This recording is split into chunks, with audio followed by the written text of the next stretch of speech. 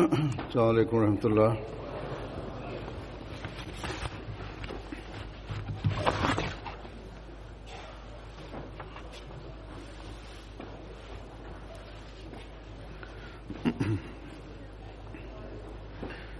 Asyhadu an la ilaha illallah wahdahu la syarika lahu wa asyhadu anna Muhammadan abduhu wa rasuluh.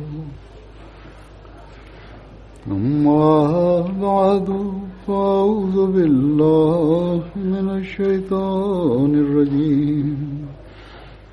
Bismillahirrahmanirrahim. Alhamdulillahi rabbil alamin. Ar-Rahmanir Rahim. Maliki yawmiddin. Iyyaka na'budu wa iyyaka nasta'in. Ihdinas siratal mustaqim. Siratal ladzina an'amta 'alaihim ghairil maghdubi 'alaihim waladdallin.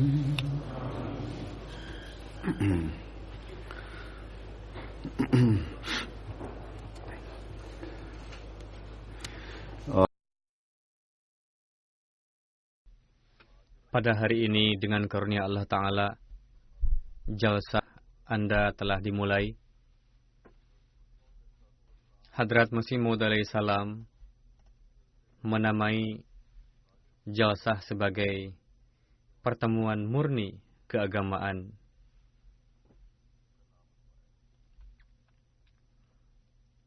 Jadi hendaknya menjadi jelas bagi setiap orang yang hadir di dalamnya bahwa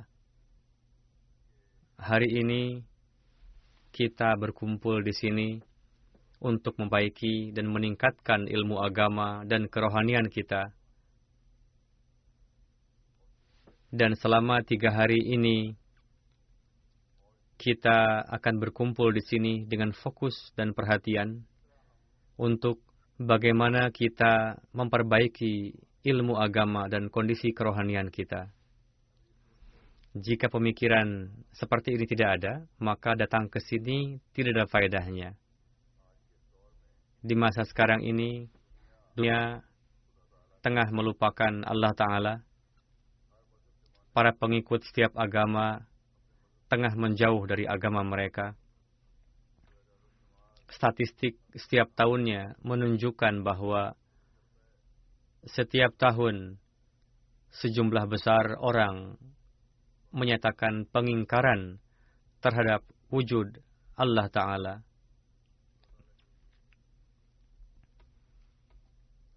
Hingga kondisi Islam sendiri pun kita ketahui bahwa mereka hanya sekedar namanya saja Muslim dan mereka tenggelam dalam keduniawian. Dalam kondisi seperti ini, jika kita yang telah menyatakan beriman kepada Imam Zaman,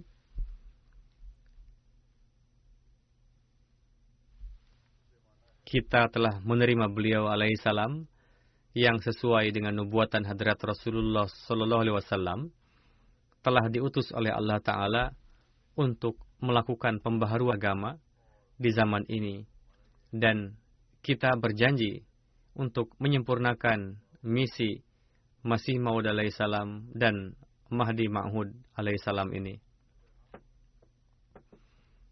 Jika kita sendiri tidak memberikan perhatian kepada perbaikan kondisi kita, maka baiat kita kepada Hadrat Masih Maud alaihi salam hanyalah sebuah pernyataan zahir saja yang kosong dari ruh. Janji baiat kita hanya benar janji yang tidak kita tunaikan. Berkumpulnya kita di sini untuk jalsah hanyalah seperti perkumpulan duniawi saja. Walhasil, sangat penting bagi setiap Ahmadi untuk merenungkan hal ini. Kita perlu mengintrospeksi diri kita dengan sebuah perenungan. Jika seperti itu keadaan kita, maka tidak ada faedahnya. Hadrat Masih Maud alaihi salam telah menyampaikan kepada kita apa yang menjadi tujuan penyelenggaraan jalsah.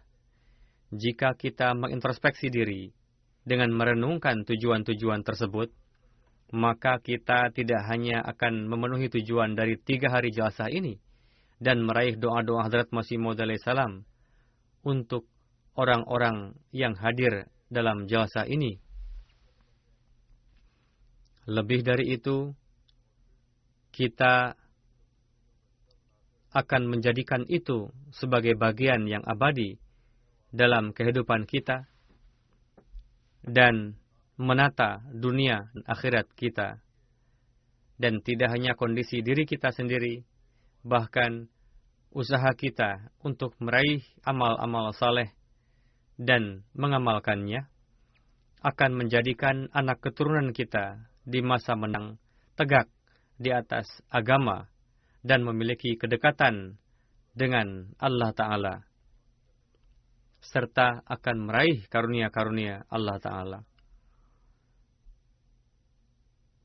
Ketika dunia sedang menjauh dari Allah Ta'ala dan agama, anak keturunan kita akan dekat dengan Allah Ta'ala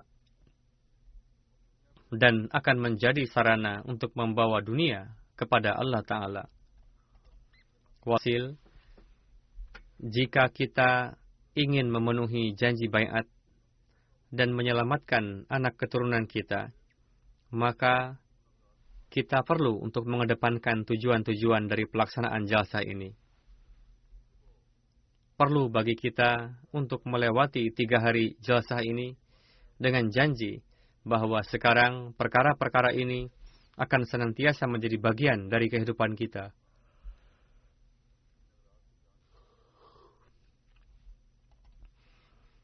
Hadrat Masih Maud alaihi salam dalam menjelaskan tujuan-tujuan jalsah, beliau bersabda, hendaknya fikirkanlah akhirat. Tujuan dari diselenggarakannya jalsah adalah supaya mereka yang datang ke jalsah dan tinggal dalam lingkungan jalsah memikirkan kehidupan akhirat mereka. Hendaknya timbul rasa takut kepada Allah Ta'ala. Hendaknya tercipta ketakwaan dalam diri mereka. Hendaknya tercipta kelembutan hati. Hendaknya tercipta kecintaan dan persaudaraan satu sama lain. Hendaknya tercipta kerendahan hati. Hendaknya berdiri teguh di atas kebenaran dan sibuk dalam mengkhidmati agama. Walhasil, inilah tujuan kita berkumpul di sini pada hari ini. Sesuai dengan sabda beliau alaihissalam, setiap orang yang menjadi pengikut beliau, baik itu pria, wanita, tua, muda, harus sedemikian rupa memikirkan akhirat, hingga taraf di mana hal-hal duniawi tidak memiliki kedudukan apa-apa dibandingkan dengannya. Ketika tinggal di lingkungan duniawi seperti ini, maka ini merupakan suatu tugas yang besar dan suatu tantangan yang berat yang memerlukan jihad besar untuk bisa memenuhinya. Perhatian terhadap akhirat baru bisa tercipta apabila memiliki keyakinan yang sempurna terhadap zat Allah Ta'ala dan juga memiliki keyakinan bahwa kehidupan ini hanya beberapa tahun saja. Paling lama manusia hidup 80 tahun, 90 tahun, atau 100 tahun. Namun, itu pun tidak setiap orang bisa mencapai usia tersebut. Banyak sekali orang yang jauh sebelum usia-usia tersebut telah berlalu dari dunia ini. Setelah itu, ada kehidupan akhirat yang kekal. Walhasil, seorang yang bijak adalah ia yang mengorbankan sesuatu yang sifatnya sementara demi sesuatu yang kekal. Namun yang terjadi adalah kita mengorbankan kehidupan yang kekal ini untuk kehidupan yang sementara.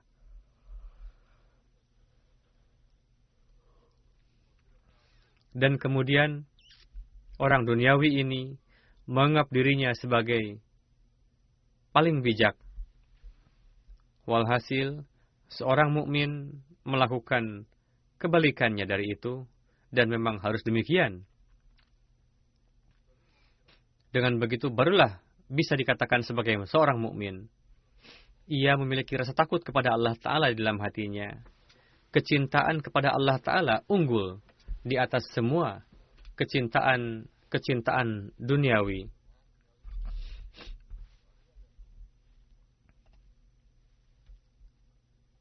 Rasa takut itu bukan dikarenakan akan adanya hukuman dalam kehidupan setelah mati, melainkan supaya jangan sampai Allah Ta'ala murka kepada diri kita. Dan ketika gejolak cinta itu ada, maka barulah manusia akan berusaha untuk mengamalkan perintah-perintah Allah Ta'ala.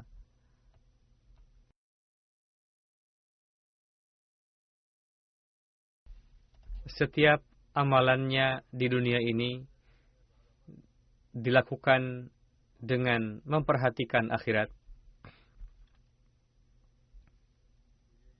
Ia memiliki keyakinan bahwa Tuhannya lah yang akan menyediakan sarana-sarana pemeliharaannya. Tuhannya lah yang akan menganugerahkan nikmat-nikmatnya kepadanya. Di dalamnya mencakup segala macam nikmat, baik itu duniawi maupun rohani. Jika ia menunaikan hak ibadah kepadanya dan menganggap Tuhanlah sang pemilik segala kekuatan, lalu ia senantiasa tunduk di hadapannya, maka ia akan mendapatkan bagian dari nikmat-nikmatnya, insyaallah ta'ala. Jika ia menjalani hidup sesuai dengan perintah-perintah dan larangan-larangannya, maka ia akan jadi pewaris karunia-karunia-Nya. Jika ia taat sepenuhnya pada Allah Ta'ala dan tegak di atas ketakwaan, memenuhi hak Allah Ta'ala dan hak hamba-hambanya, maka Allah Ta'ala akan ridho kepadanya. Walhasil, pemikiran seperti inilah dan pengamalan yang sesuai dengan inilah yang secara pasti sesuai dengan janji Allah Ta'ala akan menjadikannya meraih nikmat-nikmat dan karunia-karunia-Nya. Dan orang-orang yang memiliki pemikiran seperti inilah yang dikatakan berjalan di atas ketakwaan, yakni mereka yang mengamalkan seluruh perintah-perintah Allah Ta'ala, yang hatinya lembut dikarenakan setiap saat di dalam hatinya ada Allah Ta'ala.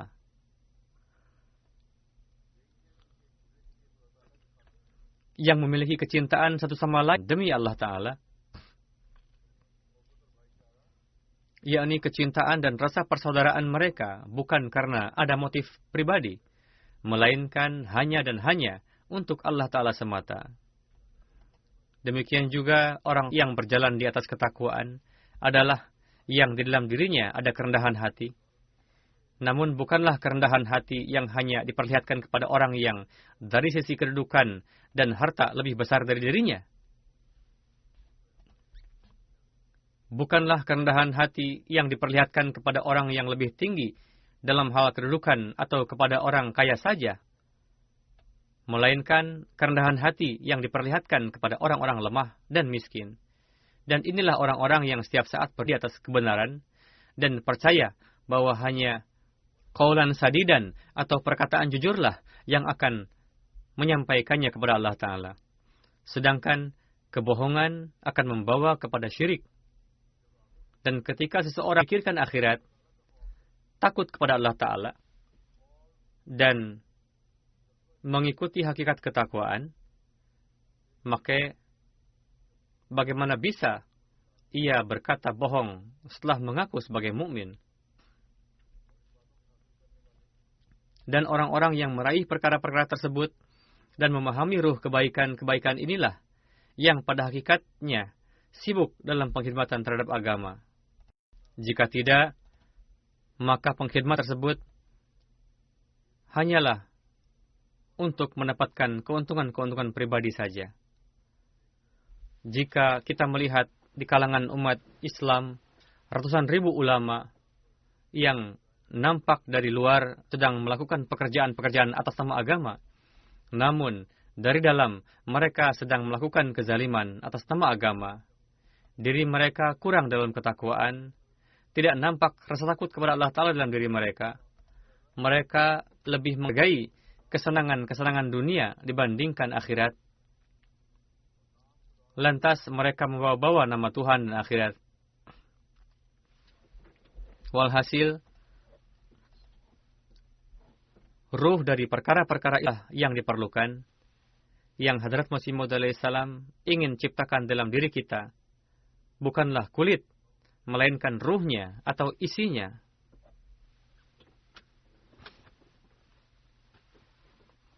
Kita harus mengintrospeksi diri kita dengan memperhatikan apakah kita ikut serta dalam jalsah dengan niat seperti itu, dan apakah di dalam diri kita ada suatu gejolak untuk meraih tujuan-tujuan itu. Jika dikarenakan kelemahan-kelemahan manusiawi di masa lalu dari diri kita ada kesalahan-kesalahan dan kekurangan-kekurangan untuk meraih hal-hal tadi, maka di masa mendatang, dekad yang baru, kita harus siap untuk berusaha semaksimal mungkin menciptakan kebaikan-kebaikan tersebut dan menegakkannya.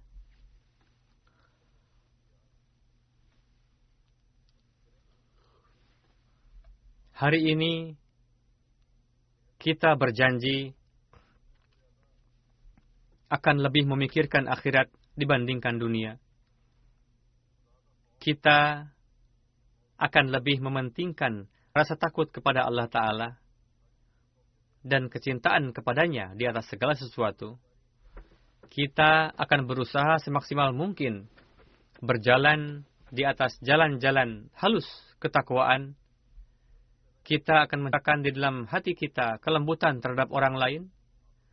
Kita akan sedemikian rupa meningkatkan kecintaan dan persaudaraan satu sama lain sehingga menjadi suatu suri teladan. Kita akan meningkat dalam hal kerendahan hati dan ketawaduan, kejujuran, dan qaulan sadidan akan menjadi suatu ciri khas kita, sehingga setiap orang mengatakan bahwa para Ahmadilah yang senantiasa berkata benar, berkata jujur, dan untuk melakukan itu, mereka siap menanggung kerugian terbesar sekalipun. Kita akan sedemikian rupa sibuk dalam pengkhidmatan agama, sehingga menjadi suatu percontohan, dan kita akan berusaha lebih dari sebelumnya untuk menyampaikan pesan agama Allah Ta'ala kepada setiap orang di lingkungan kita. Kita akan sampaikan kepada mereka apa Islam yang hakiki itu. Jika kita berhasil memenuhi janji kita ini dan menjalani hidup kita sesuai dengan ini, maka sesungguhnya kita telah memenuhi janji baiat kita. Oleh karena itu, pada hari ini, marilah kita membuat pedoman amalan untuk meraih hal-hal tersebut. Orang-orang yang memikirkan akhirat dan memiliki rasa takut kepada Allah Ta'ala, pertama-tama akan memberikan perhatian pada upaya menjaga ibadah-ibadah mereka. Ia akan melihat apa tujuan yang Allah Ta'ala tetapkan bagi kehidupannya. Allah Ta'ala berfirman, وَمَا خَلَقْتُ الْجِنَّ وَالْإِنسَ إِلَّا لِيَعْبُدُونَ. Hadrat Masih Maud alaihissalam menerjemahkan ayat ini sebagai berikut, yakni Aku telah menciptakan jin dan manusia dengan tujuan supaya mereka mengenaliku dan menyembahku. Walhasil, menurut ayat ini, tujuan sejati kehidupan manusia adalah penyembahan Allah Ta'ala, mengenal Allah Ta'ala, dan menjadi milik Allah Ta'ala. Jelaslah bahwa manusia tidak memiliki kedudukan untuk menetapkan tujuan hidupnya sesuai kehendak sendiri. Meskipun manusia menetapkan, namun ia tidak akan meraihnya. Karena manusia tidaklah datang atas keinginannya sendiri, dan tidak juga pulang atas keinginannya sendiri. Melainkan ia adalah makhluk, dan wujud yang diciptakannya telah menganugerahkan kepada manusia potensi yang luar biasa dibandingkan kepada segenap hewan. Dia telah menetapkan tujuan hidup manusia, terlepas apakah manusia memahaminya ataukah tidak. Namun tujuan dari penciptaan manusia tentu adalah untuk beribadah kepadanya dan mengenali Allah Ta'ala dan juga fana di dalam wujud Allah Ta'ala.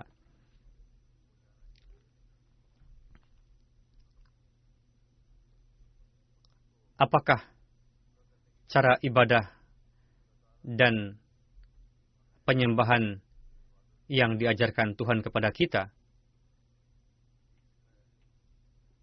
Yakni mendirikan salat. Allah Ta'ala berfirman, Inna salata kanat alal mu'minina kitaban mawquta. Yakni sesungguhnya salat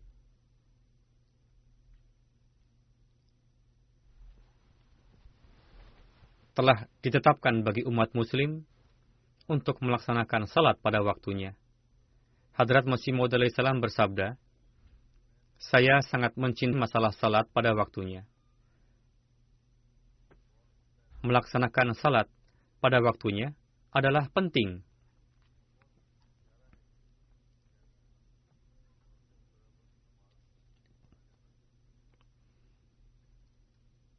Namun pada zaman ini kita perhatikan, karena alasan yang sepele saja, seringkali manusia tidak memperdulikan untuk salat pada waktunya. Dan tidak hanya itu, bahkan ada juga yang tidak melaksanakannya sama sekali. Alih-alih melaksanakan 5 waktu, malah 4 atau 3 waktu. Dia memperlihatkan kemalasan, padahal Allah Ta'ala telah memperlihatkan kepada orang mukmin untuk menjaga salat 5 waktu. Allah Ta'ala berfirman, Hafizu ala salawati was salatil wusta.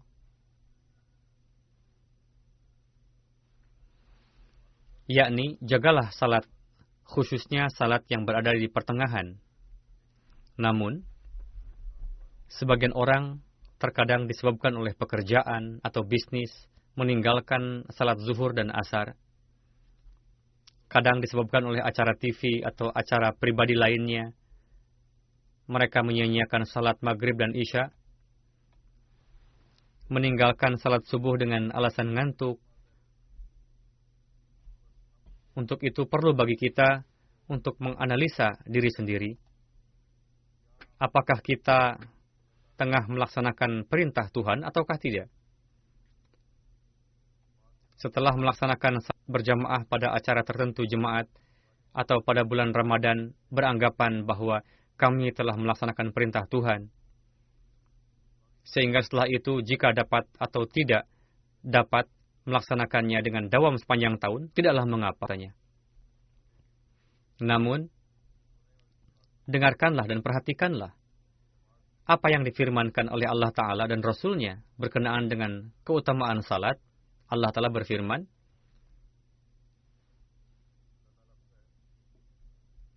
Innama ya'muru masajidallahi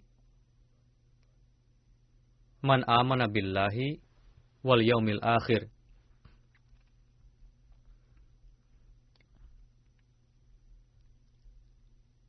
yakni yang memakmurkan masjid Allah Ta'ala adalah mereka yang beriman kepada Allah dan hari akhirat.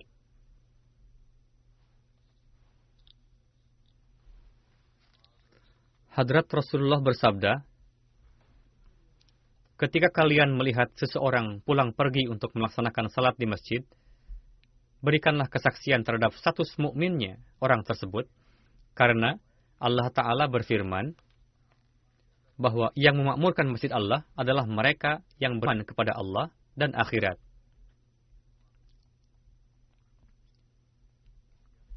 Pada zahirnya, kita semua menyatakan bahwa kita beriman kepada Allah. Namun, dalam pandangan Allah Ta'ala dan Rasul-Nya, seorang mukmin adalah mereka yang memakmurkan rumah Allah Ta'ala. Untuk itu, beriman kepada Allah dan hari akhir. Di sini menjadi jelas bahwa tidak cukup dengan hanya datang ke masjid saja. Bahkan perlu untuk datang ke masjid disertai dengan keyakinan terhadap Allah Ta'ala dan hari akhirat. Barang siapa yang melakukan demikian, maka akan memiliki rasa takut kepada Allah Ta'ala. Dan setelah datang di masjid, dia tidak akan menciptakan isruhan.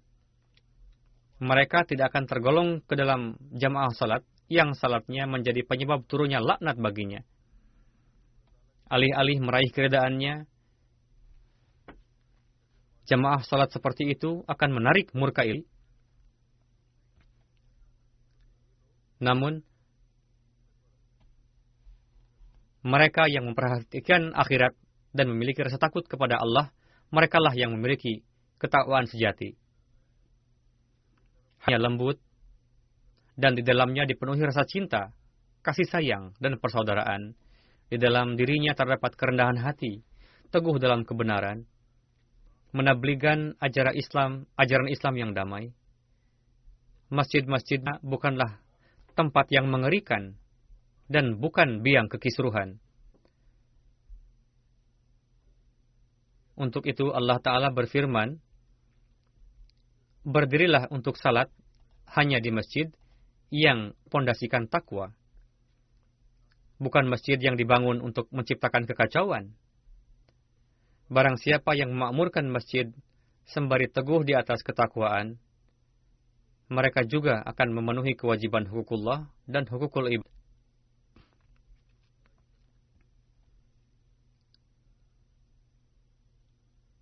Dalam memberikan kabar suka terhadap orang seperti itu, Rasulullah SAW bersabda, yang akan dihisab oleh Allah Ta'ala pertama kali pada hari kiamat,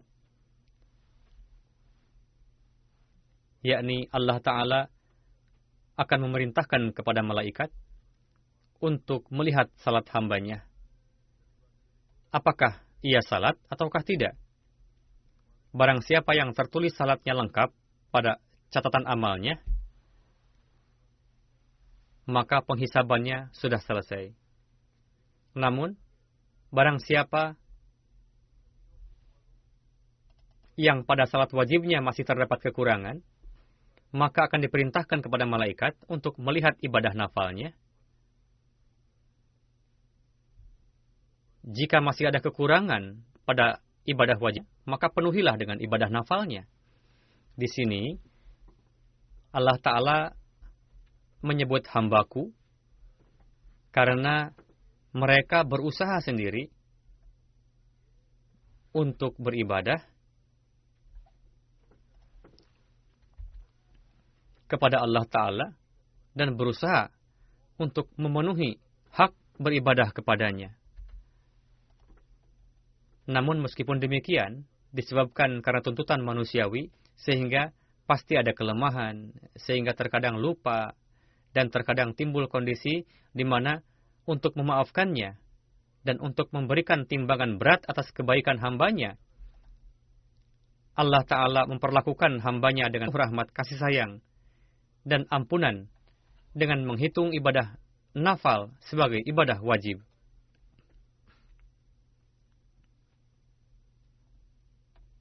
Sekarang perhatikanlah, orang yang melaksanakan ibadah nafal adalah mereka yang dengan penuh ketulusan memiliki rasa takut kepada Allah Ta'ala.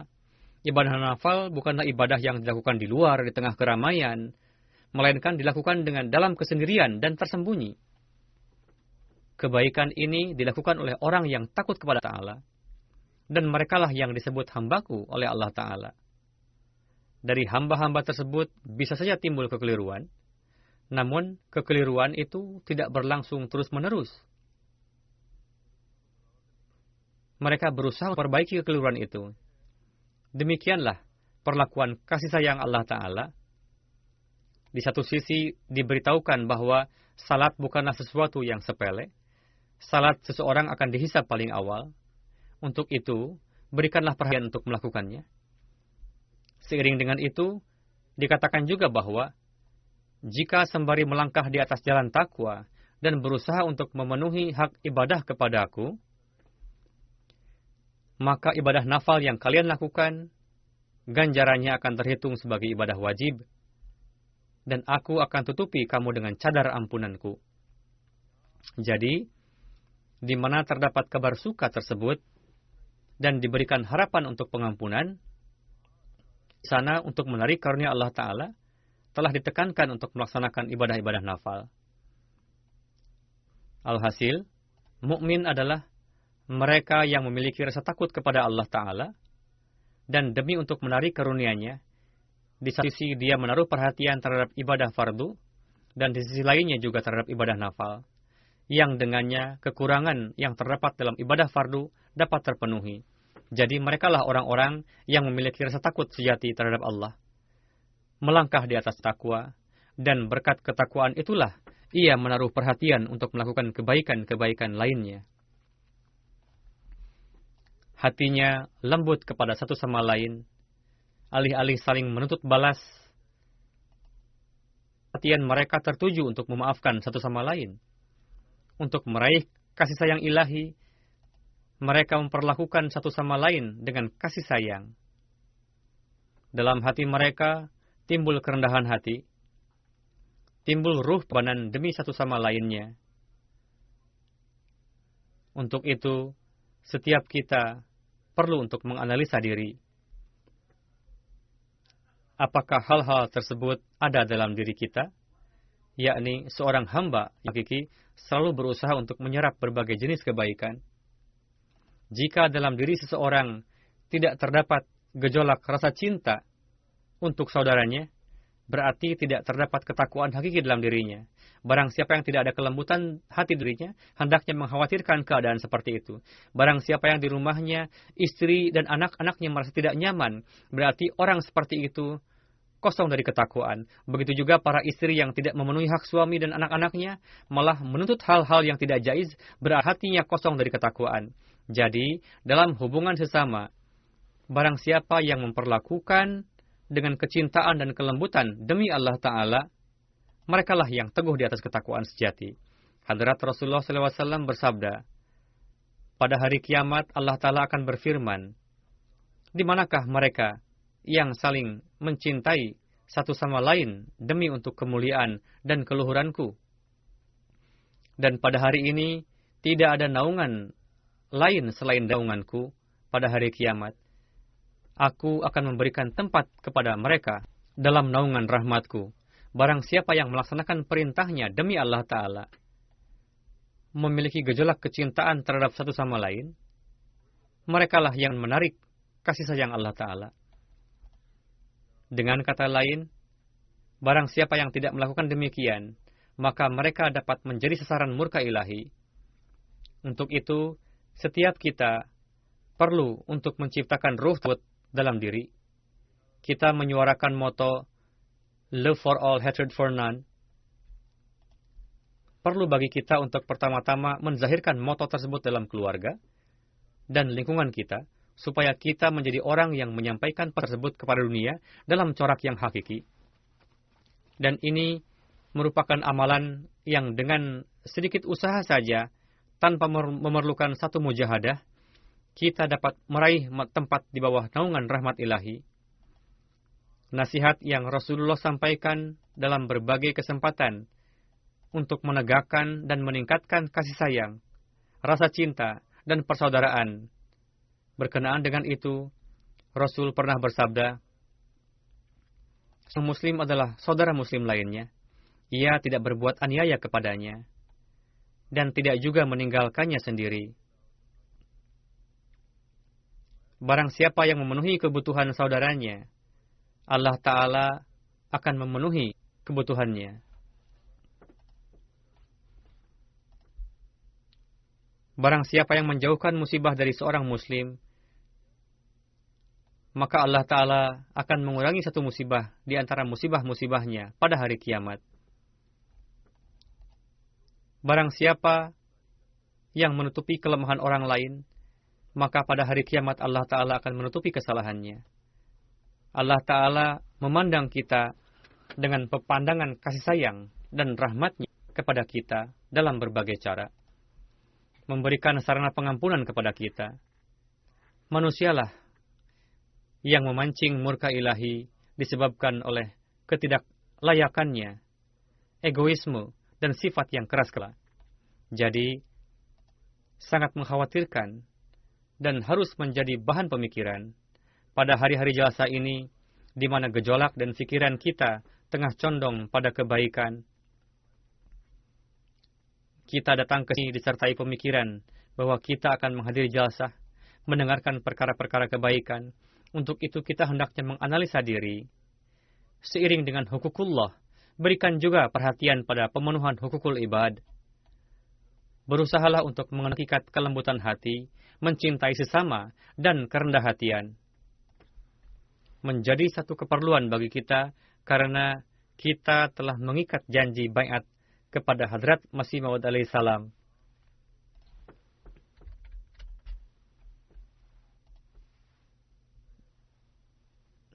Janji itu diantaranya akan menjauhi syirik, akan melaksanakan salat wajib, dan ibadah-ibadah nafal. Kita juga telah berjanji bahwa kita tidak akan menimpakan kesusahan apapun kepada makhluk Allah pada umumnya, khususnya umat muslim, disebabkan oleh gejolak hawa nafsu kita. Tidak hanya untuk sesama muslim atau sesama jemaat saja. Mulailah dari rumah kita, harus terjalin satu sama lain dalam rumah tangga, lalu kepada umat muslim, selanjutnya bagi makhluk pada umumnya juga. Dalam hati kita harus terpancar gejolak rasa cinta bagi setiap orang.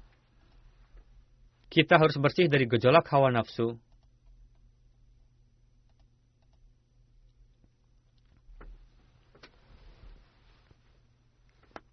Kita harus memperlakukan bawahan dengan baik, sehingga bawahan kita dapat mengukur kepribadian kita jika mereka ingin.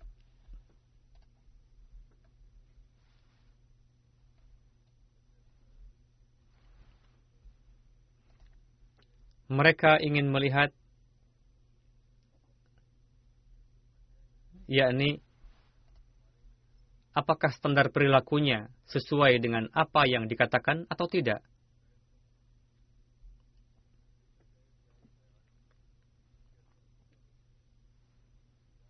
Jika memang standarnya sesuai dengan apa yang mereka saksikan, baru kita dapat menyatakan bahwa kita adalah mukmin hakiki dan melaksanakan hak baiat. Syarat baiat lainnya yang kita ikrarkan adalah akan meninggalkan takabur sepenuhnya dan menempuh kehidupan dengan kerendahan hatian dan kelembutan. Hadrat Masih Maud tidak hanya menjelaskan perihal menciptakan kerendah hatian dan kelembutan sebagai salah satu tujuan diselenggarakannya jalsah saja. Bahkan di antara janji baiat yang kita ikrarkan kepada beliau, salah satunya adalah kami akan mengarungi kehidupan dengan kerendah hatian dan kelembutan. Walhasil, merupakan kewajiban kita untuk memenuhi janji tersebut, dan ini merupakan langkah awal untuk menuju pada kebenaran, yakni memenuhi janji baiat yang telah kita ikrarkan. Kita harus selalu membaca janji baiat dan perhatikanlah, apakah kita benar-benar teguh di atasnya? Apakah kita berusaha untuk hidup selaras dengan itu? Jika tidak, maka pengakuan bahwa kita akan mengislah dunia berarti keliru. Untuk itu, sebelumnya kita harus berusaha untuk mengislah diri. Jika tidak, kita akan termasuk ke dalam golongan orang-orang yang perkataannya tidak sesuai dengan amalannya. Dan Allah Ta'ala tidak menyukai orang-orang seperti itu. Alih-alih memberikan pembenaran akan kejujuran kita, justru amalan kita malah akan mendustakannya. Dan jika ucapan dan amalan kita bertentangan, maka pengakuan untuk mengkhidmati agama dan penzahiran upaya-upaya untuk itu akan terbukti keliru. Tidak diragukan lagi bahwa Hazrat Masih Maud alaihi salam adalah benar. Pendakwaan beliau memang benar.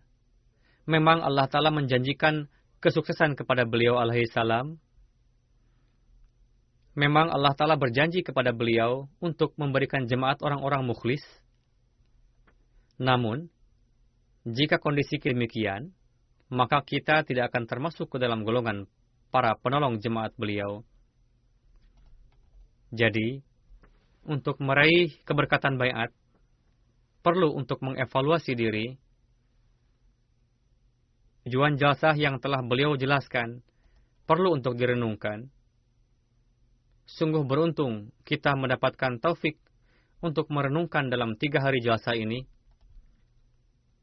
Pada hari-hari jalsah ini, kita perlu untuk introspeksi diri, alih-alih melewatkan waktu dengan mengobrol ke sana kemari. Kita harus menaruh perhatian pada doa, istighfar, dan salawat. Dengan begitu, kita baru akan meraih manfaat hakiki. Hazrat Masih Maud alaihi salam bersabda,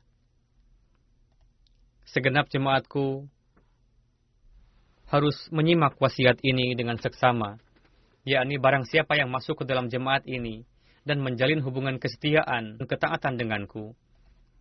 Ini bertujuan supaya mereka dapat sampai pada derajat kebaikan yang tinggi, kesalehan dan ketakwaan, sehingga kefasadan, kejahatan, dan keburukan tidak dapat mendekatinya. Inilah standar ketakwaan. Tidak ada jenis keburukan apapun di dalam dirinya." Bersabda, mereka disiplin dalam mendirikan salat 5 waktu berjamaah. Mereka tidak berkata dusta, tidak menyakiti siapapun dengan lisannya, tidak melakukan kejahatan apapun, tidak terbetik sedikit pun di benaknya untuk melakukan kejahatan, ketidakadilan, kefasadan, dan kekisruhan.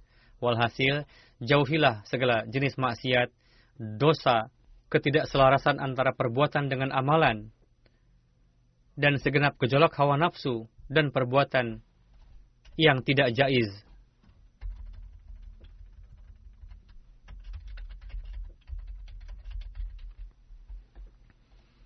Jauhilah segala jenis keburukan dan gejolak hawa nafsu.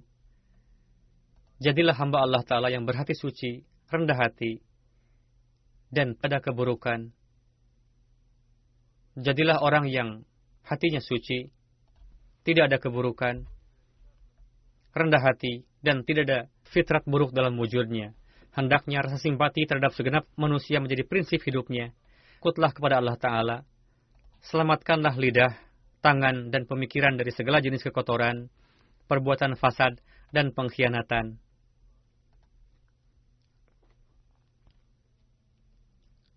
Tegakkanlah salat 5 waktu dengan sangat dawam, dan tinggalkanlah perbuatan zalim, aniaya, merampas, memakan suap, merampas hak orang lain, dan keberpihakan. Merampas hak orang lain adalah keliru, bersikap berat sebelah adalah keliru, yang dapat merugikan orang lain. Tinggalkanlah semua itu. Janganlah bergaul dengan orang-orang buruk. Para pemuda hendaknya ingat, begitu juga para orang tua, supaya memperhatikan jangan sampai anak kita bergaul dalam lingkungan yang buruk, karena akan membuatnya menjadi seperti mereka. Jika di kemudian terbukti, karena terkadang tidak dapat diketahui bagaimana pergaulannya, yakni jika terbukti bahwa orang yang biasa bergaul dengannya bukan orang yang taat dalam menjalankan perintah Tuhan, tidak memperdulikan hukukul ibad, ia kejam, jahat, berperangai buruk, maka lazim bagimu untuk menjauhkan keburukan tersebut dari kalian. Tinggalkanlah pergaulan dengan orang itu. Setiap Ahmadi harus bergaul dalam lingkungan dan pertemanan yang baik. Jauhilah orang yang membahayakan. Dan janganlah berkeinginan untuk menimpakan kerugian kepada pengikut suatu agama, atau bangsa, atau grup manapun. Jadilah pemberi nasihat yang baik bagi setiap orang.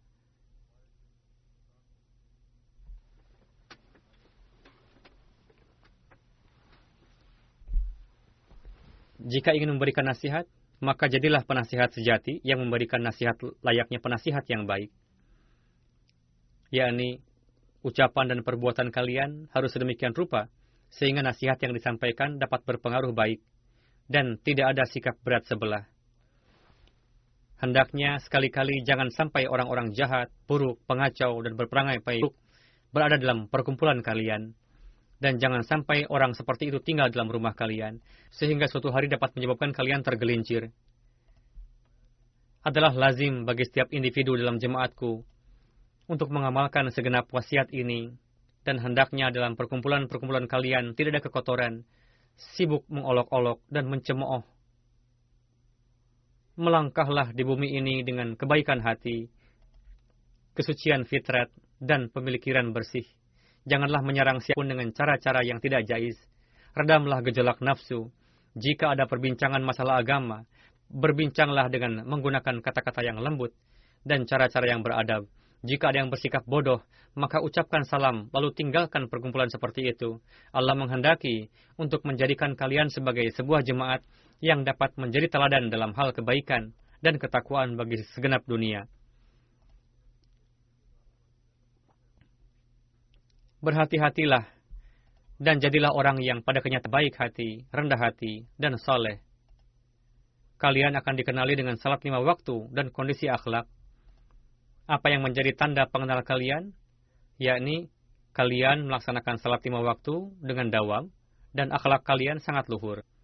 Jika semua ini terlahir dalam diri kalian, maka ketahuilah bahwa kamu telah memenuhi hak baiat.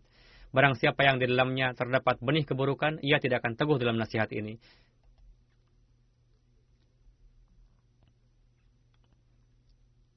Semoga Allah Ta'ala memberikan taufik kepada kita semua untuk dapat memenuhi hak baiat kepada Hadrat Masih Maud alaihi salam. Semoga kita dapat memenuhi segala nasihat dan harapan beliau. Dan semoga kita dapat meraih manfaat sebanyak-banyak dari jelasah ini, sehingga menjadi orang-orang yang menata kondisi ruhani, akhlaki, dan keilmuan kita. Dan semoga kebaikan-kebaikan tersebut senantiasa teguh dalam diri kita. Amin.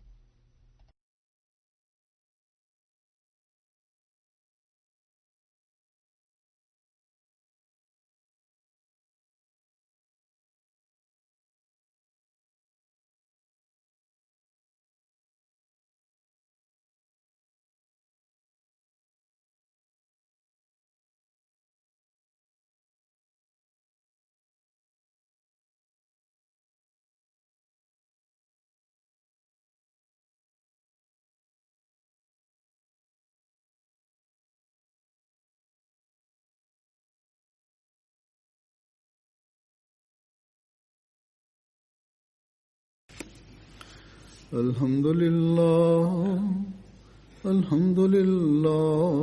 نحمده ونستعينه ونستغفره ونؤمن به ونتوكل عليه ونعوذ بالله من شرور أنفسنا ومن سيئات أعمالنا